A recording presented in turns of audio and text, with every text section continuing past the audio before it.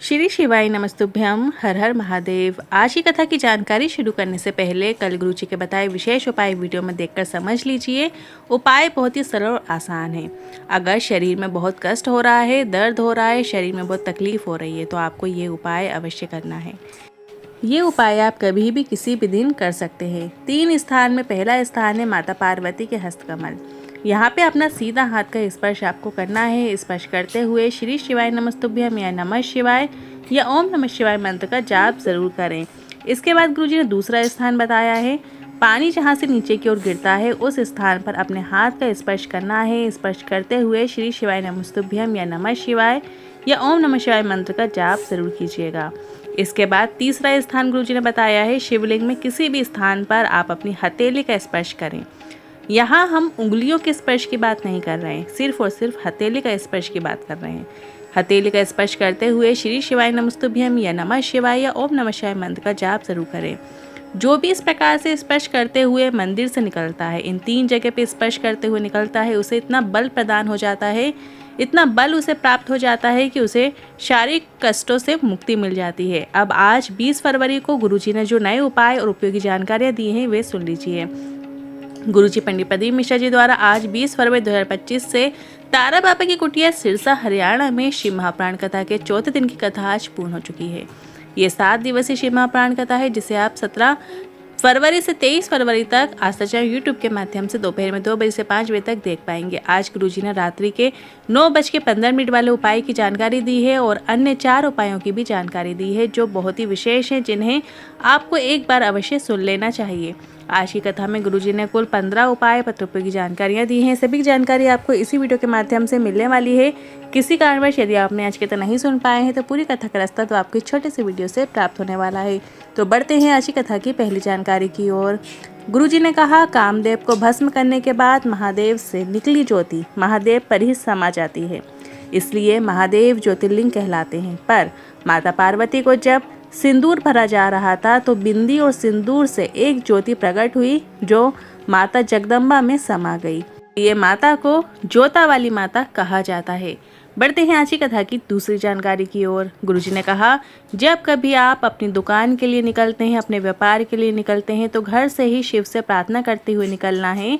आपकी दुकान है, आपकी फैक्ट्री है, आपको ही संभालना है।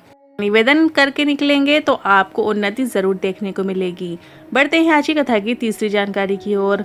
गुरुजी ने कहा, जब कोई रास्ता ना दिखे, जब कोई भी समस्या का हल ना नजर आ रहा हो तो आपको एक पार्थिव शिवलिंग का निर्माण करना चाहिए। ये पार्थिव शिवलिंग का निर्माण आप 2 जगह पे कर सकते हैं। एक, आप अपने घर के गमले में ही पार्थिव शिवलिंग का निर्माण कर सकते हैं। दूसरा, आप किसी वृक्ष के नीचे, किसी बेलपत्र के वृक्ष के नीचे भी पार्थिव शिवलिंग का निर्माण कर सकते हैं। विशेष रूप से आपको पार्थिव शिवलिंग का निर्माण करना है, मतलब गोल लिंगनुमा आकृति आपको बना लेना है। आपको शिवलिंग जैसा नहीं बनाना है, सिर्फ गोल लिंगनुमा आकृति आपको बना लेना है। जलाधारी बनाने की आवश्यकता नहीं है। इस तरीके से आपको पूजन अर्चन करना है। आप जल चढ़ा सकते हैं, चावल के दाने अर्पित कर सकते हैं, बेलपत्र अर्पित कर सकते हैं, छोटे रूप में जिस तरीके से भी चाहें आप थोड़ी सी भी पूजा कर सकते हैं। और उसके बाद उसी गमले में या उसी वृक्ष के नीचे जहाँ आप लिंगनुमा आकृति बना रहे हैं, पार्थिव शिवलिंग की पूजन अर्चन कर रहे हैं, वहीं पर आपको उसका विसर्जन भी कर देना है। विसर्जन में आपको लास्ट में जल डाल देना होता है, जल अर्पित कर देना होता है, वही विसर्जन विधि कहलाती है। आप चाहो तो ओम महादेवाय नमः या ओम पशुपते नमः मंत्र का स्मरण कर सकते हैं जब आप विसर्जन करें। बढ़ते हैं आज की कथा की चौथी जानकारी की ओर। पूजा जी पत्र लेकर आई, लिखती हैं, पिछली बार की कथा मैंने पंडाल में बैठकर कथा सुनी। आपने कहा था प्रदोष काल में लगाया गया दीपक कभी खाली नहीं जाता है। गुरुजी ने कहा, कल भी हमने प्रदोष काल के दीपक का महत्व जाना है और आज ये पत्र भी आया और मैंने सरकारी नौकरी के लिए प्रदोष काल में दीपक लगाया और पार्थिव शिवलिंग का निर्माण करके पूजन अर्चन की।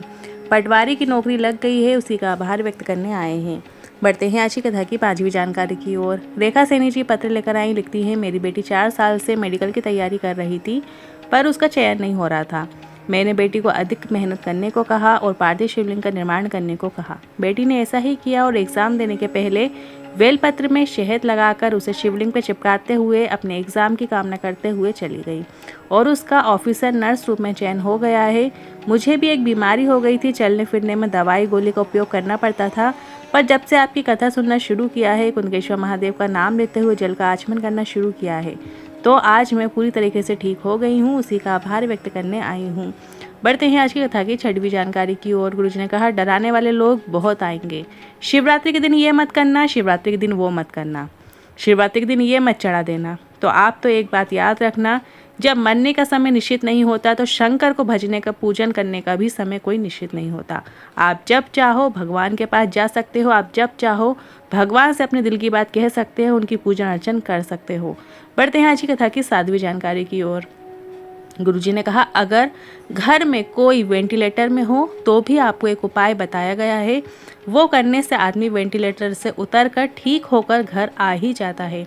अब आज गुरुजी ने ये उपाय की जानकारी तो नहीं दी है, पर हम आपको बता देते हैं, कितना भी बीमार व्यक्ति हो, अगर उसे रात्रि को 9:15 के पूजन का जल बीमार वाले व्यक्ति को दे दिया जाए या उस पर हल्का सा छिंटन कर दिया जाए, तो कितना ही बड़ा रोग क्यों ना हो गया हो, कितनी बड़ी बीमारी क्यों ना हो गई हो, उसे दवाइयाँ लगना शुरू हो जाती हैं और व्यक्ति शीघ्र अतिशीघ्र ठीक हो जाता है। इस उपाय के अंतर्गत आपको अपने ही घर के शिवलिंग पर या शिवालय में जहां आपको बन सके वहां पर रात्रि को करेक्ट 9:15 पर आपको एक आंवला कलश के अंदर आपको डाल लेना है, जल भरे कलश में आपको डाल लेना है। यदि आपको आंवला नहीं मिलता है तो आंवले के वृक्ष की जो पत्ती होती है आप उसका भी उपयोग कर सकते हैं। ऐसा करते हुए आपको कुंदकेश्वर महादेव का नाम लेते हुए शिवलिंग पर आपको वो जल अर्पित कर देना है और एक बूंद उस व्यक्ति को आपको पिला देना है या फिर उसके माथे से लगा देना है और साथ ही आपको एक घी का दीपक भी लगाना है। इस उपाय को रात्रि में 9:15 पर किया जाता है। आप किसी भी दिन कर सकते हैं, बस समय आपका यही रहेगा। ये उपाय जब व्यक्ति वेंटिलेटर में पड़ा हो, हॉस्पिटल में हो, बहुत बीमार हो, उसका नाम और गोत्र लेते हुए भी और कुंदकेश्वर महादेव का नाम का जल चढ़ाते हुए आप ये उपाय कीजिएगा। उपाय जब व्यक्ति वेंटिलेटर में पड़ा हो, हॉस्पिटल में हो, बहुत बीमार हो, तब किया जाता है। ये उपाय आप किसी भी दिन कर सकते हैं। बस इस छोटी मोटी बीमारी के लिए उपाय नहीं किया जाता है, ये रामबाण उपाय है। बस ये बड़ी बीमारी वेंटिलेटर तक जब बात आ जाती है तब आप इस उपाय को कर सकते हैं।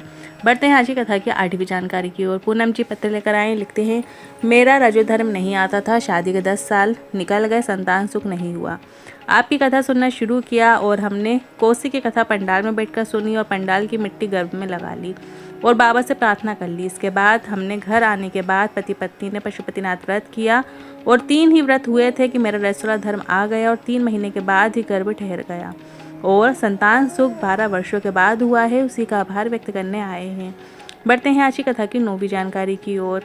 महाशिवरात्रि में तुम्हें चढ़ाने के लिए बेलपत्र नहीं है तो मत चढ़ाओ। गुरुजी ने कहा, दूध नहीं है तो मत चढ़ाओ, पंचामृत नहीं है मत चढ़ाओ, फूल नहीं है मत चढ़ाओ, पर तुम्हारे पास तुम्हारा दिल तो है ना, वो महादेव को अर्पित कर दो। दिल से भगवान के किए गए दर्शन, श्रद्धा और विश्वास से किए गए भोलेनाथ के दर्शन से भी शिव प्रसन्न हो जाते हैं। बढ़ते हैं आज की कथा की 10वीं जानकारी की ओर। गुरुजी ने कहा, स्वयं महादेव ने कहा है, जिस घर में शिव और शक्ति के निमित्त ज्योत जलेगी उस घर में शिव और शक्ति की कृपा सदैव बनी रहेगी। बढ़ते हैं आज की कथा की 11वीं जानकारी की ओर। यशोदा कुमारी जी पत्र लेकर आई, लिखती हैं, मेरे ब्रेस्ट में गठान हो गई, यहाँ से पता चला 4th स्टेज का कैंसर हो गया है और जिसको दिखाया सबने बीमारी बताई, हम सब रोने लगे। मेरी मामी ने आपकी कथा के बारे में बताया और आपकी कथा सुनना हमने शुरू की और डॉक्टर को दिखाया और दवाई को कुंदकेश्वर महादेव का नाम लेते हुए खा लेती। सीहोर के रुद्राक्ष का जल शिवलिंग पर चढ़ाकर उसका आचमन कर लेती। इसके बाद 2 माह निकले, मेरी जांच हुई, रिपोर्ट मुंबई से आई तो पता चला कैंसर नहीं है। उसी का आभार व्यक्त करने आए हैं। बढ़ते हैं आज की कथा की 12वीं जानकारी की ओर। रंजना जी पत्र लेकर आई, लिखती हैं, सहेली के कहने पर कथा सुनना शुरू की, तब से बाबा की कृपा बनी हुई है। मेरी बेटी ने सीए की तैयारी शुरू की। मैंने उसे कहा, मेहनत खूब कर और भोलेनाथ के मंदिर में 1 लोटा जल चढ़ाना शुरू कर। उसे ऐसा ही किया और हमने कोसी, भटिंडा और सिरसा की कथा सुनी। बेटी सीए बन गई है, उसी का आभार व्यक्त करने आए हैं। बढ़ते हैं आज की कथा की 13वीं जानकारी की ओर। अपने घर के बच्चों को संस्कार दीजिए कि 1 लोटा जल शिवलिंग पर चढ़ाना शुरू करें। जिस घर के बच्चे भगवान के मंदिर की सीढ़ी चढ़ना शुरू कर देते हैं उस घर के बुजुर्ग कभी वृद्धा आश्रम की सीढ़ी नहीं चढ़ते, ये निश्चितता है। पानी की कमी हो तो फसल बिगड़ जाती है, संस्कारों की कमी हो तो नस्ल बिगड़ जाती है। बढ़ते हैं आज की कथा की 14वीं जानकारी की ओर।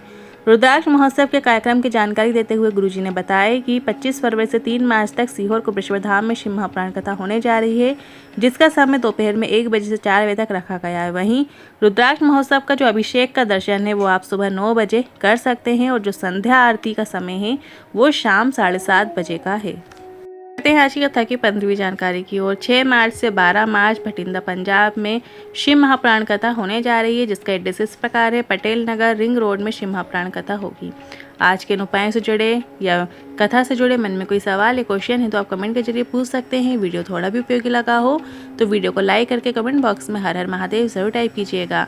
साथ ही हमने एक व्हाट्सएप चैनल बनाया है जिसमें रोजाना की विशेष तिथियों की जानकारी आपको प्राप्त होती है। आप हमारे व्हाट्सएप चैनल को ज्वाइन कर सकते हैं, जो कि एकदम फ्री है, जिसकी लिंक हमने कमेंट बॉक्स में पिन कर दिया। आप उस लिंक पर टच करके हमारे व्हाट्सएप चैनल को ज्वाइन कर सकते हैं। हर हर महादेव। श्री शिवाय नमस्तुभ्यम।